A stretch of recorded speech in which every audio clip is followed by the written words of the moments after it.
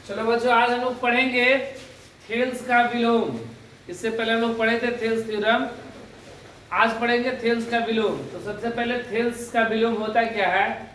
तो देखो, थेल्स का विलोम क्या कहता है कि अगर किसी त्रिभुज में दो भुजाएं समान अनुपात में विभाजित है और तो उनसे जाने वाली रेखा तीसरी भुजा के समानांतर होती है। हम लोग थेल्स जब बनाए थे पिछले क्लास में, तो उसमें क्या था कि अगर किसी त्रिभुज में किसी भुजा के समानांतर रेखा खींचते हैं तो वो अन्य दो भुजाओं को समान अनुपात में विभाजित करती है। तो ये इसका ठीक उल्टा है।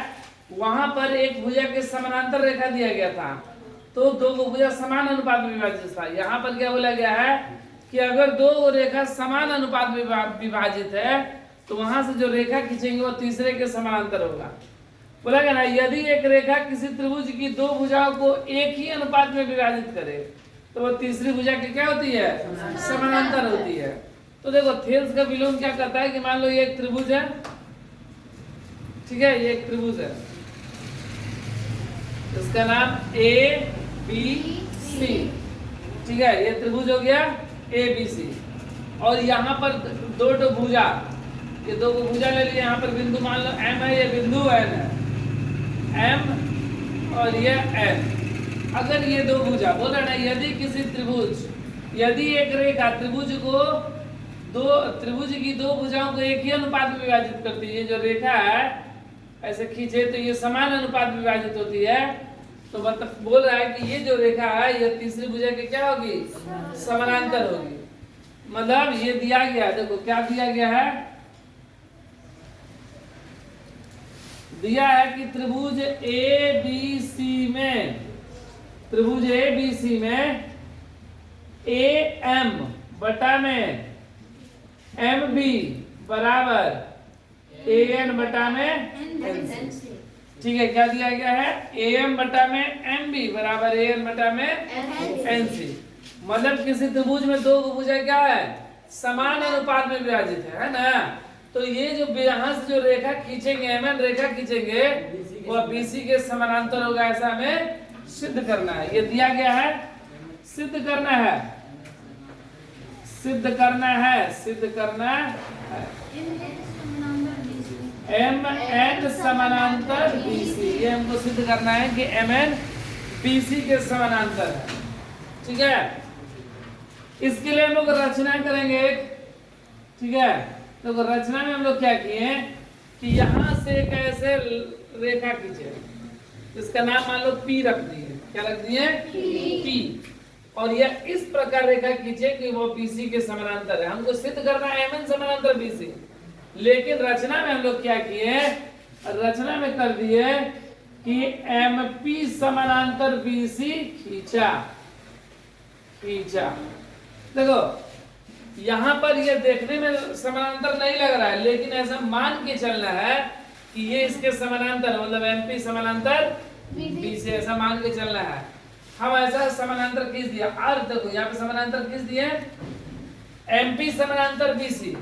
और हम क्या करेंगे इसमें कि यह दिखाएंगे कि जो पी बिंदु है, जो एन बिंदु है, वो दोनों बिंदु क्या है? समान है। अगर ऐसा कर देते हैं तो जो एमपी लिखे हैं समानांतर बीसी, उसको हम लोग क्या लिख देंगे? एमएन समानांतर बीसी। मतलब मेरा मुख्य उद्देश्य इसमें क्या रहेगा कि पी बिंदु को और एन बिंदु को एक दिखा देना कि दोनों सेम बिंदु है। यहाँ पे दूर दिखाई दे रहा है, लेकिन यहाँ बिंदु क्या होगा? एकदम एक ही बिंदु होगा, संपाती होगा। ऐसा हम लोग दिखाने का प्रयास करेंगे। रचना किया। अब देखो प्रमाण,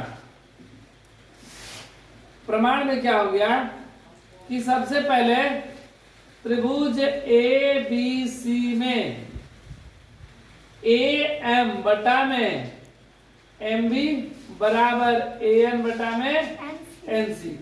ये कहां से? तो दिया है, प्रश्न में ही दिया गया है कि ए एम बटा में एम बी बराबर ए एन बटा में एन सी। इसको ले लिए समीकरण 1। ठीक है, अब एक रचना किए थे एमपी समानांतर बीसी। कहां से?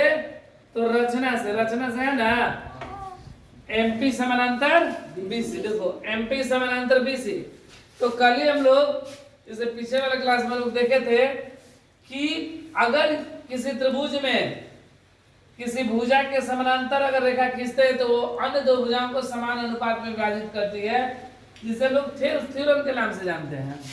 ठीक है, तो यह जब ये एमपी समानांतर बीसी है तो थेल्स प्रमेय से क्या हो जाएगा? थेल्स प्रमेय से थेल्स प्रमेय से क्या हो जाएगा कि AM बटा में MB, AM बटा में MB बराबर AP बटा में PC, AP बटा में PC। इसको ले लेंगे समीकरण 2। ठीक है, देखो यहां पर थेल्स थ्योरम क्या कहता है कि अगर किसी त्रिभुज में किसी भुजा के समानांतर रेखा खींचते हैं तो वो अन्य दो भुजाओं को समान अनुपात में विभाजित करती है, तो इसलिए AM बटा में MB बराबर AP बटा में PC। ठीक है, ये हो गया। और पहले से ये दिया गया, देखो समीकरण 1 और समीकरण 2 का दोनों LHS भाग देखो, AM बटा में MB, AM बटा में MB, ये दोनों बराबर है। जब ये दोनों बराबर है तो ये भी दोनों बराबर होगा ना।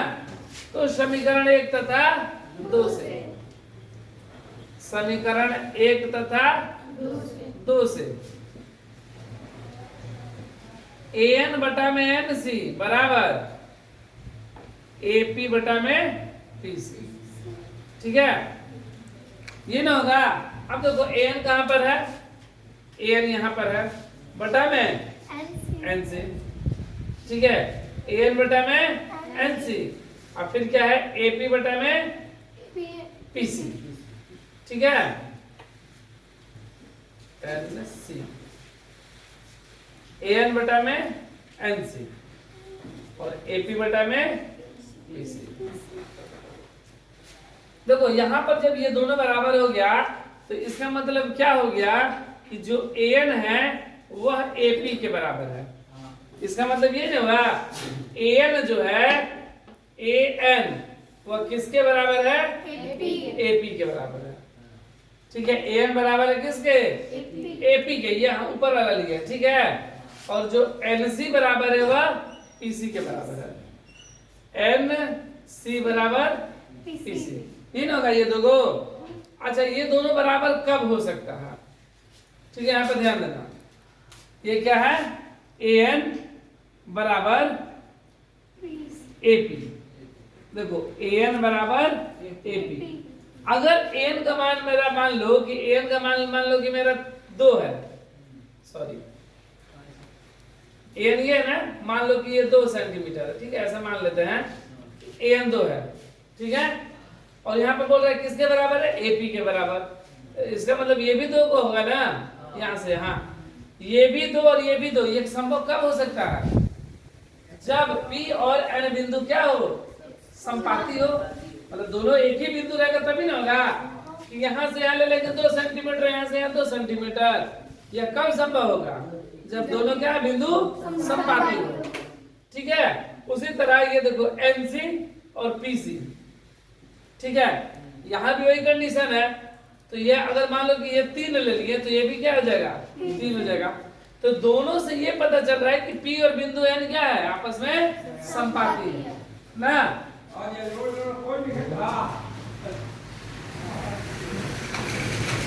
ठीक है, अतः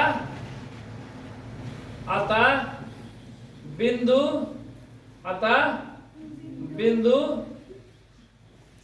ठीक है,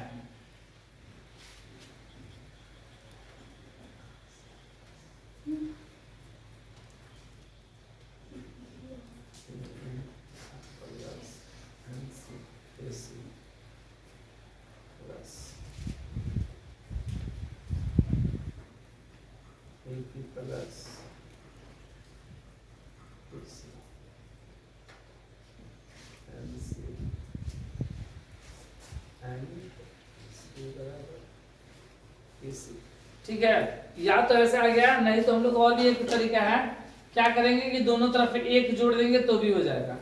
ठीक है, ये समझ में आया कि जोड़ के बता दें? ठीक है ना, ये समझ में आया? नहीं तो हम लोग क्या करेंगे, अगर ऐसे नहीं समझ में आ रहा है तो देखो यहाँ पर तो ये समझ में आ गया ना। अतः बिंदु क्या है? अतः बिंदु P तथा N संपाती है, संपाती है। ठीक है, अतः बिंदु क्या है? संपाती है। अगर ये ठीक है नहीं तो दोनों तरफ एक जोड़ देंगे तो भी मेरा क्या हो जाएगा? ऊपर बराबर हो जाएगा, तो नीचे NC और PC क्या हो जाएगा? बराबर हो जाएगा। वैसे भी कर सकते, देखो यहाँ पर संपाती है। अथवा देख लो, अथवा में मान लो यही वाला चीज हम लोग यहाँ पर ले लिए, N बटा में NC बराबर AP बटा में PC, है ना? यही चीज ले यहाँ पर समझ में आ रहा है तो ठीक है, और नहीं तो देखो यही वाला चीज यहाँ पर ले लिए हम लोग। ठीक है, क्या कहे कि दोनों तरफ एक जोड़ दे रहे हैं, दोनों तरफ एक जोड़ने पर देखो AN बटा में NC प्लस 1 और AP बटा में PC प्लस 1, दोनों तरफ एक जोड़ सकते हैं, मान में कोई अंतर नहीं।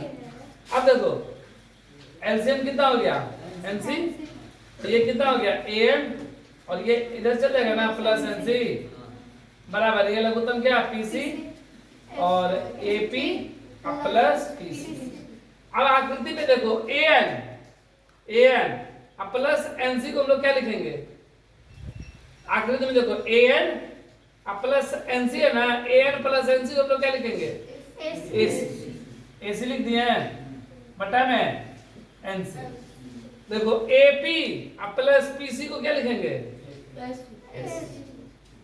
बराबर बटा में, तो NC बराबर ये AC बराबर, इसलिए NC बराबर PC। देखो NC बराबर PC, तो ये दोनों बराबर कब होगा? जब P और N बिंदु संपाती हो। तो देखो यहाँ भी वो ये चीज दिखाई तो यहाँ भी वही चीज दिखा दिया। अतः यह तभी संभव है, यह तभी संभव है जब P तथा N संपाती हो। संपाती मतलब समझ में आता ना, मतलब एक ही बिंदु पर हो। ठीक है, दोनों का बिंदु क्या है? समान हो। अतः जो हम लोग यहाँ पर माने थे कि AP समानांतर BC, इसलिए क्या हो जाएगा? AN समानांतर BC, इसलिए MN समानांतर BC सिद्ध हुआ, सिद्ध।